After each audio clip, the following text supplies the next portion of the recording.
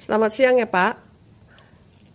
Saya mau bertanya ini karena kan banyak sekali cerita simpang siur mengenai Untung, dan yang setahu saya Bapak pada saat itu eh, Pelaku sejarah yang mengetahui cerita tentang Untung. Bisa ceritakan sedikit pertama Bapak itu kenapa bisa tahu siapa Untung, dan bisa ceritakan apa sebenarnya kejadiannya. baiklah. Saya mengenalkan diri dulu. Saya adalah Kolonel CPM Idham Alam, lulusan AMN tahun 1964. Waktu itu, begitu lulus saya langsung dijadikan komandan peleton di Batalion Pomatpara, pimpinan Norman Sasono di Ciluar, Bogor. Kemudian saya di-BP-kan di Pomdam 5 Jaya untuk operasional kegiatan-kegiatan dalam rangka G30 SPKI. Waktu itu umur berapa tahun? Waktu itu umur 25 tahun. Tahun 65. Nah, kemudian di bawah supervisi Direktorat Polisi Militer pimpinan Sudirgo. Kemudian saya ditugaskan sebagai komandan POM ke Kepala Penjara Budi Utomo. Itu penjara apa itu? Budi Utomo itu penjara untuk tahanan politik ex-PKI dan ex-PRRI Permesta. Juga di situ ada Saumokil, ex-presiden RMS. Kemudian karena sulit persesuaian antara tahanan PKI sama tahanan PRRI, maka tahanan PRRI Permesta yang terdiri dari Muhammad Nasir, Mokhtar Lubis, kemudian Prinsen bekas dari Pontianak itu, kemudian tahanan-tahanan PRRI lainnya selalu bertengkar dengan PKI dan sering lempar-melempar. Akhirnya mereka dipindah ke jalan kejaksaan. Nah, saya sering ngobrol-ngobrol dengan Untung bin Samsuri. Jadi bagaimana, bisa ceritakan detailnya kasus itu, penangkapan atau Untung itu menyerahkan diri dari cerita awalnya? Ya, baiklah. Saya sering bicara sama Untung karena dia ramah bicara, kecuali Gatot Sukrisno, Nyoto yang ada di situ yang tanpa, yang tidak suka bicara. Untung menceritakan, kamu dek nggak usah ikut-ikut politik. Saya ini korban politik. Nah, saya tanyakan bagaimana ceritanya Bapak bisa ditangkap ataukah menyerahkan diri di Tegal. Cerita begini, waktu itu saya panik. Semua orang sudah pada kabur setelah G30S. Tinggal saya sendiri. Sabur, komandan saya, dan Sailan, wakil komandan, juga sudah diperiksa di polisi militer. Kemudian saya akhirnya menyelinap, melarikan diri melalui Senen, terus tujuan Semarang untuk Pasar Senen, apa stasiun Senen? Senen. Pasar Senen itu dulu ada terminalnya. Kemudian akan menuju Solo. Naik apa itu? Ya, naik bis. Bis ya, kalau nggak salah. Waktu itu namanya Subur. Besubur. Bis itu ya. Nah, kemudian menuju Semarang. Nanti saya akan ganti bis dari Semarang menuju Solo. Mengapa Solo? Solo itu 90% PKI. Itu cerita dia? Iya, cerita dia. Sehingga kalau sembunyi di sana aman. Kita tidak akan diganggu. Sedangkan Jakarta sudah menjadi tidak aman. Karena di mana-mana itu orang-orang yang pakai ini pita putih itu ya orangnya Pak Harto. Saya akhirnya menyelinap melalui stasiun Senen, langsung naik bis lewat Cirebon menuju Semarang. Kemudian di Semarang ada penumpang yang turun, ada juga penumpang yang naik. Akhirnya saya mendekat ke belakang supir. Saya pindah. Kemudian salah satu penumpang di belakang saya, kurang lebih 2-3 jaraknya tempat duduk dari saya. Ini cerita si Untung itu? Hah? Cerita si Untung itu? Iya, ceritanya Untung. Di belakang saya itu ada orang berpakaian hijau. Selalu melihat saya. Saya tentunya gelisah. Saya cuma bawa tas yang isinya duit semua. Duit 10.000. Waktu itu 10.000 uang kertas yang tertinggi. Karena 1.000 jadi 1 rupiah. 10.000 sama dengan 10 juta. Itu saya penuhi tas saya itu. Orang itu selalu melihat ke arah saya. Saya takut juga. Jangan-jangan saya ini diincar orang ini. Selalu kalau saya noleh, dia melihat ke saya dan menyebut Untung. Untung, apakah maksudnya nama saya Untung atau nasib mereka yang untung? Saya tidak tahu. Tapi yang jelas, kiranya saya itu bakal diincar. Nah, sampai mendekati ini, sudah lewat Brebes itu, saya tanya sama supir, kira-kira di Tegal, jauh nggak kita berhenti? Katanya nggak lama lagi, kurang lebih sekitar 2-3 kilo saja lagi. Saya turun di sini saja, kebetulan rumah saya dekat sini, kata Pak Untung itu. Karena saya takut dengan orang yang di belakang itu. Enggak, nanti sebentar lagi. Enggak, di sini saya lemparkan uang 10.000. Wah, ini uangnya besar sekali. Enggak, ambil saja. Saya loncat, akhirnya kepala saya kena tiang listrik. Keras sekali sehingga muka saya bengkak itu. Biru itu muka saya itu sebelah kiri. Nah, akhirnya saya tidak lama-lama bis itu berangkat terus. Karena dia ngelambatkan bisnya, dia terus berangkat ke arah Tegal. Saya turun di situ. Karena sawah sekitar kiri kanan itu, dan saya istirahat di Dangau. Dangau itu pondoknya petani. Saya istirahat sampai sekitar pukul 2, jam 1-2. Tapi pur saya lapar, akhirnya saya pergi ke kampung nelayan yang nggak jauh dari situ. Karena dekat laut, saya makan lah. Sekenyangnya dan bungkus juga untuk makan nanti. Saya kasihkan uang 10 juga, nggak ada uang ini. Nggak ada uang sosokannya karena belanjaan sudah sebanyak itu cuma 750 uang lama. Sedangkan uang saya 10.000 uang baru. Bagaimana ini katanya? Saya ambil saja. Dengar saya ambil saja, orang pada mau minta semuanya sama saya. Saya raup uang beberapa lembar, saya hamburkan, saya lari. Lari ke tempat Dangau. Orang itu masih mengejar-ngejar. Saya pikir saya tidak aman ini.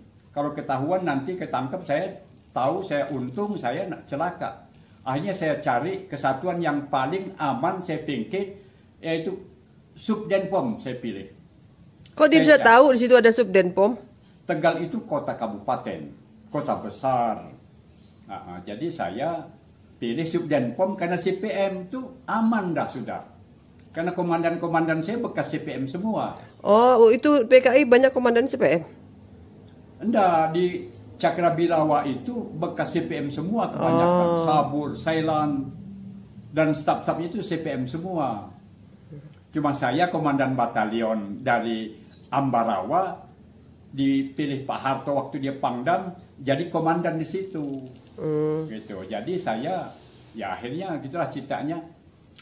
Nah, kemudian setelah saya merasa agak ini, saya makan, saya hamburkan uang, saya dikejar-kejar sama orang itu. Saya lari, akhirnya memutuskan ini, saya cari kantor CPM. Ya badan saya kan 80 kilo beratnya, badan pendek, susah juga megap-megap. Oh, Untung gemuk ya? Hah? Untung gemuk badannya Pak Untung itu gemuk, bilang Pak Untung. Badannya pendek tapi beratnya 80 kilo lebih.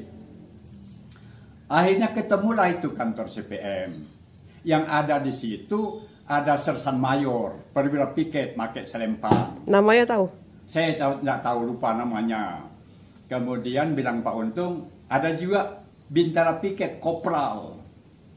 Ada kamu siapa? Saya Letnan Kolonel, mau bicara sama komandanmu. Oh, komandan. Oh, Untung Letnan Kolonel. Apa? Untung Letnan Kolonel. Letnan Kolonel. Saya Letnan Kolonel, katanya mau bicara dengan komandanmu. Siapa komandan kamu? Komandan saya sedang istirahat sekarang jam 3. Oh, jam 3 pagi. Oh, sore. Saya telepon katanya. Rumahnya nggak berapa jauh. Jadi Bintara Perwira Piket nelpon, pakai telepon lama yang masih muter itu.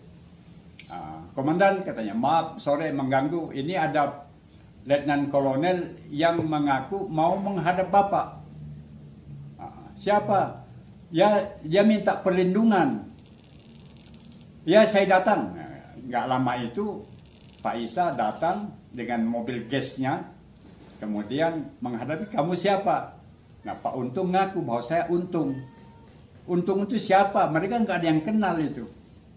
Pak Untung bilang, saya ini Untung pelaku utama G30S.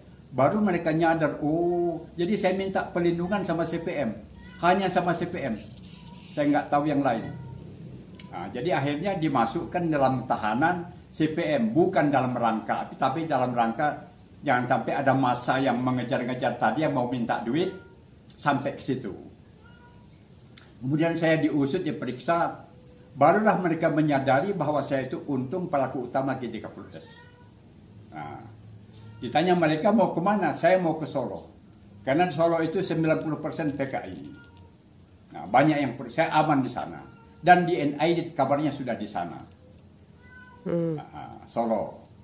Nah, tapi saya di sini ketangkap. Nah, kemudian Pak Isa, Kapten CPM, lapor sama, jangan lapor sama ini, bilang Abung Kusman, Kapomdam Siliwangi. Jangan lapor sama Denpom situ. Karena Danremnya terlibat di Purwokerto. Terlibat itu. Kasdam terlibat. Banyak orang-orang Jawa Tengah yang terlibat PKI. Jadi langsung saja ini, tunggu sebentar saya akan lapor sama Pangdam Ibrahim Aji. Waktu itu Pangdamnya Ibrahim Aji. Ibrahim Aji, Pangdam Siliwangi. Kemudian Pak Untung izabah pengaman Pak Isa nunggu kabar, akhirnya dapat kabar, usahakan Untung diantar ke Cirebon, itu daerah perbatasan, di depan Denpom Cirebon. Saya pilih di situ. Itu siapa yang bilang pilih situ? Ya. Siapa yang bilang pilih situ? Bilang Pak Abung Kusman. Oh. Saya pilih di situ, kita serah terima tahanan di Denpom Cirebon. Nah, kamu antar dengan pengawalan oleh perwira piket itu sama Bintara Piket, kamu dan supir, titik. Jangan ada orang lain. Jangan ada yang tahu. Dan usahakan kita jumpa di situ jam 3 subuh atau jam 4. Berangkat jam berapa dari Tegal terserah, pokoknya sampai di situ jam 4. Selambatnya jam 4:30, titik. Nah, akhirnya Pak Isa, Kapten CPM, berangkat tengah malam menuju Cirebon, sampai di sana jam 3. Lebih, jam 3 sih, 3:30. Baru serah terima tahanan. Tahanan diambil menggunakan tank Panzer, Saladin, dan Sarasin Feret. Kendaraan tank dikawal oleh pasukan dari Kujang 328, dikawal oleh kendaraan lainnya, pickup. Setelah selesai, akan menuju kemana? Bilang komandan ini pengawalan yang dari Bandung, akan kami bawa ke Poncol, rumah tahanan militer yang terbesar di Jawa Barat. Baik, maka Pak Isa kembali ke Tegal. Itu berita yang saya terima, cerita yang saya terima dari Untung bin Samsuri. Saya bilang, Pak Untung nggak takut. Saya sebenarnya kalau dengan Pak Harto, dia itu orang baik, pernah Pangdam Jawa Tengah, dan yang menikahkan saya dengan istri saya itu, dia itu. Saya pikir dia akan menolong, tapi setelah jumpa dia malah menempeleng saya. Ya, saya nggak ngerti politik ini, saya ini korban politik. Itulah cerita Untung. Itu dia itu di sana diperiksa cukup lama di Subdenpom Tegal. Jadi tidak benar kalau di Brebes ditangkap orang, masa saya menyerahkan diri. Tidak benar saya ditangkap. Untuk apa saya cerita bohong? Kata Pak Untung. Dan ini kelop dengan cerita Pak Isa waktu dia Kapomdam Kalimantan Tengah. waktu itu. Dan saya anggota Pomdam sebagai dan subden di Pangkalan Bun. Pak Isa cerita, saya itu katanya waktu itu sehingga saya dapat kenaikan pangkat dari kapten, nggak lama mayor langsung letkol dan Kapomdam di Kalimantan Tengah. Nah, jadi katanya saya dapat bintang Mahaputra. Sebenarnya saya merasa ya yang dapat bintang Mahaputra itu adalah orang yang pertama, yaitu yang perwira piket dan bicara piket. Tapi ya sudahlah, sejarah mengatakan saya dapat bintang Mahaputra, kenaikan pangkat luar biasa, saya jadi Kapomdam sekarang.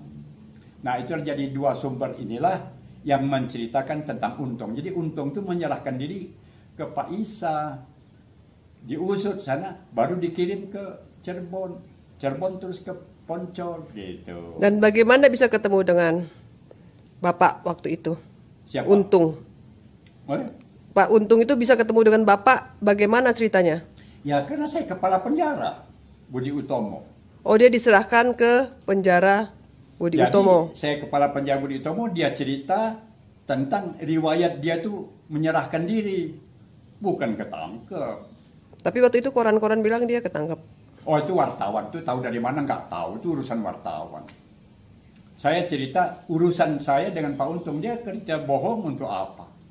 Dan kelop ceritanya dengan Pak Isa, waktu Kapomdam saya di Kalteng. Pak Isa bilang, Pak Untung itu datang menghadap minta perlindungan, bukan ditangkap diserahkan masa. Tapi katanya perjalanan Jakarta ke Cimahi jadi Pak Untung berangkat lagi ke Cimahi. Ya dikawal itu oleh Pomdam, oleh Kodam Siliwangi. Dari Jakarta ke Cimahi. Iya. Oh, jadi Cimahi, Poncol. Setelah dari Poncol ke Cimahi. Enggak, ke Poncol itu di Cimahi, Poncol. Oh. Penjara itu di sini. Jadi nggak sempat ke Jakarta langsung. Tidak. Dia ditahan di Cimahi, Poncol. Kalau diperlukan diambil gitu. Makanya pada waktu sidang Mahmiluk, saya kebetulan tugas pengamanan bersama Murdiono, tahu Murdiono? Letnan 1. Murdiono yang jadi Menteri Penerangan. Nah, itu sama-sama di situ bersama mahasiswi UI yang akan lulus bagian hukum. Kami tugasnya di Bappenas, tempat sidang Mahmiluk. Nah, itu semua ceritanya. Jadi kalau mau diperlukan diambil di Poncol. Saya yang jemput itu. Malam selalu. Dan kadang-kadang dihadang massa di jembatan Raja Mandala. Tapi kami terobos dengan kendaraan kita itu. Sampai di Ditpom jam 6 pagi. Kami siapkan untuk sidang Mahmiluk di Bappenas. Itu aja ceritanya. Jadi kalau ada yang mengatakan Untung ditangkap massa, coba konfrontasi dengan saya. Dia dapat dari mana? Dia menyerahkan diri. Dari dia sendiri dan Kapomdam waktu itu Kapten Isa di Tegal itu ceritanya begitu, klop. Nggak ada yang ditangkap oleh Armet apalagi. Armet di mana? Patroli di mana? Armet itu yang ada barangkali di Purwokerto. Purwokerto dengan Brebes jauh. Masa patroli sampai ke ini Brebes? Nggak benar itu. Nggak klop ceritanya itu. Cerita ini harus klop satu sama lain.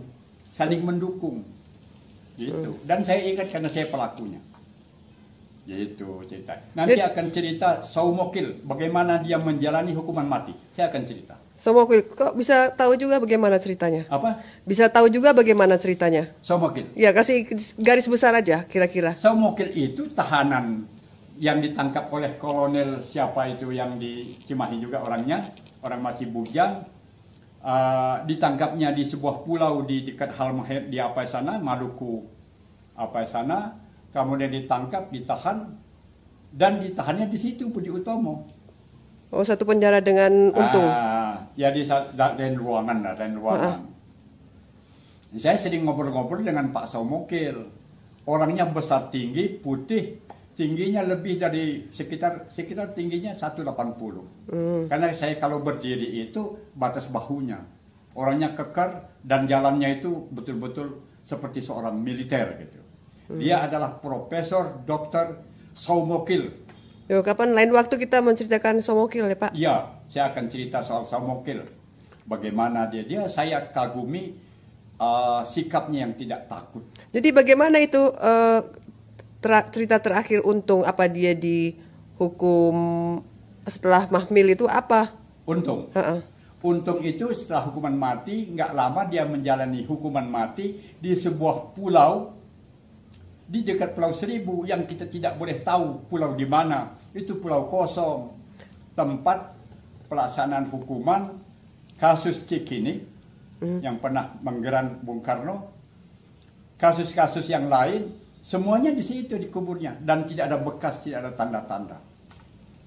Dan kelak nanti Somokil juga akan di situ ceritanya nanti. Jadi dia itu Untung betul-betul seperti anak kecil waktu itu, berdiri saja nggak kuat. Kenapa itu? Berdiri saja nggak kuat, saking takut karena akan menjalani hukuman mati. Dia bilang, saya takut Pak, dia sampai terkencing-kencing, celana dia basah. Untung itu. Waktu dibawa oleh kejaksaan militer menuju ke Tanjung Priok untuk diberangkatkan. Saya tidak boleh ikut. Mengantar boleh sampai Tanjung Priok. Karena kan saya kepala penjara, tidak boleh pergi. Akhirnya anak istrinya tahu apa? Anak istrinya tahu apa cuma Untung? Enggak pernah datang. Enggak pernah datang. Saya bilang, siapa yang memerintahkan kamu? Wah, itu rahasia yang tidak boleh dibuka itu, katanya. Saya dapat perintah untuk menangkap itu anak buah saya itu. Ini Pak, ini saya nggak tahu Pak, ini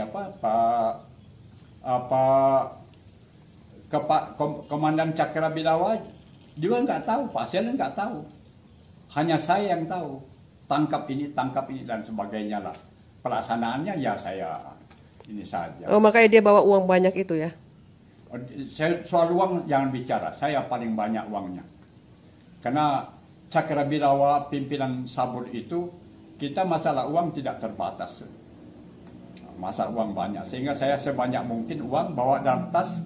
Yang tas saya masih model lama, masih ada kancingan itu yang saya bawa. Entah berapa dapat dana dari siapa itu dia? Ya saya nggak tahu, ada sumbernya. Pokoknya kita memiliki dana yang cukup besar di Cakrabilawa. Dia bilang gitu? Iya, untuk melakukan operasi perintah-perintah orang. Dan selama di tahanan itu dia bersama Nyono, itu tokoh-tokoh PKI semua. Dan Gatot Sukrisno. Gatot Sukrisno itu mantan Danyon dari Malang yang didatangkan. Dia itu juga orang yang nggak jelas. Bukan pakai yang dia ditangkap, ditahan. Itu urusan pemerintah lah. Begitu ceritanya. Terima kasih ya Pak. Nanti jangan lupa kita lanjut lagi cerita Somokil. Saya akan ceritakan Somokil. Oke. Baik. Ya, terima kasih sih. Ada manfaatnya untuk bukti sejarah. Ya. Selesai. Terima kasih sih. Selamat siang Pak. Ya.